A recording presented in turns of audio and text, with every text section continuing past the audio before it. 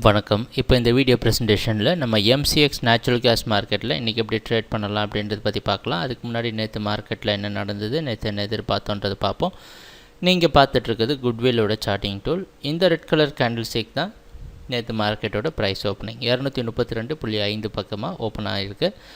நம்ம என்ன எதிர்பார்த்தோம், போன வாரம் ஃபுல்லாக நம்ம எதிர்பார்ப்பு என்னவாக இருந்ததுன்னா, நேச்சுரல் கேஸ் மார்க்கெட் 236 மற்றும் 232க்கு நடுவில் ட்ரேட் ஆகிற சமயத்தில் ஓரளவு கன்சாலிடேஷனுக்கு சாதகமாக இருக்கும். அதாவது 50% பையிங்க்கும் 50% செல்லிங்க்கும் சரிசமமான வாய்ப்பு உள்ளது அப்படின்றது நம்மளோட எதிர்பார்த்துட்டு இருந்தது.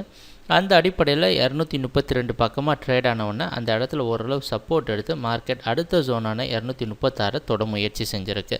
அங்கேயும் ரெசிஸ்டன்ஸ் எடுத்து ஓரளவு கீழே வந்து தொடர்ந்து 236லேயே ரெசிஸ்டன்ஸ் எடுத்து அங்கேயே கன்சால்டேட் ஆகி 235.7 அப்படின்ற இடத்துல க்ளோஸ் ஆகிருக்கு. இதுதான் நேற்று நடந்த முழுமையான ப்ரைஸ் ஆக்ஷன். ஓப்பன் ஆனதுக்கு அப்புறம் இருந்தே பார்த்திங்கன்னா தொடர்ந்து லோ இன்க்ரீஸ் ஆகிட்டே வந்திருக்கு நேச்சுரல் கேஸ் மார்க்கெட்டில். இது நம்ம குறிப்பிட்டு பார்க்க வேண்டிய ஒரு விஷயம். சரி, இன்றைக்கி மார்க்கெட்டில் என்ன பண்ணலாம் அப்படின்னு பார்த்தோன்னா, இன்றைக்கி மார்க்கெட்டோட ப்ரைஸ் ஓப்பனிங் 235.7 பக்கமாகவே ஓப்பன் ஆகிறதுக்கு வாய்ப்பு இருக்கிற மாதிரி வெளிநாட்டில் இருக்க நைமெக்ஸ் மார்க்கெட்டை வச்சு பார்க்குறப்ப நமக்கு தெரியுது.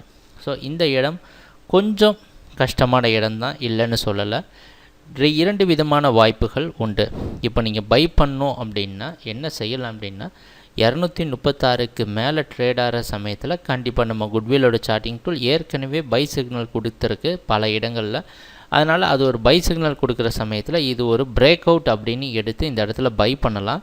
ஆனால் நீங்கள் ஸ்டாப் லாஸ் வைக்க வேண்டிய இடம்னு பார்த்தோன்னா, இது ஃபுல்லாக கன்சாலிடேஷன் ஜோன் அப்படின்ற காரணத்தினால ஸ்டாப் லாஸ் வச்சா 231 பக்கமாக தான் வைக்கிறதுக்கு வாய்ப்பு உண்டு. ஏன்னா 232 ஒரு சப்போர்ட் அப்படின்றதுனால இதுக்கு கீழே தான் ஸ்டாப் லாஸ் வைக்க வேண்டியது வரும். ஏன்னா இந்த கன்சாலிடேஷன் அப்படின்றது வந்து இந்த சைடாக மார்க்கெட் மூவ் ஆகிற நேரத்தில் நம்ம கண்டிப்பாக இந்த பிரேக் அவுட் இல்லை பிரேக் டவுனில் தான் ட்ரேட் பண்ணுறதுக்கு வாய்ப்பு உண்டு. இப்போ இது பையிங்க்கு உண்டான வாய்ப்பு. செல்லர்ஸ் என்ன பண்ணலாம் அப்படின்னு பார்த்தோன்னா, செல் பண்ணுறதுக்கு வேறு வாய்ப்பு இல்லை.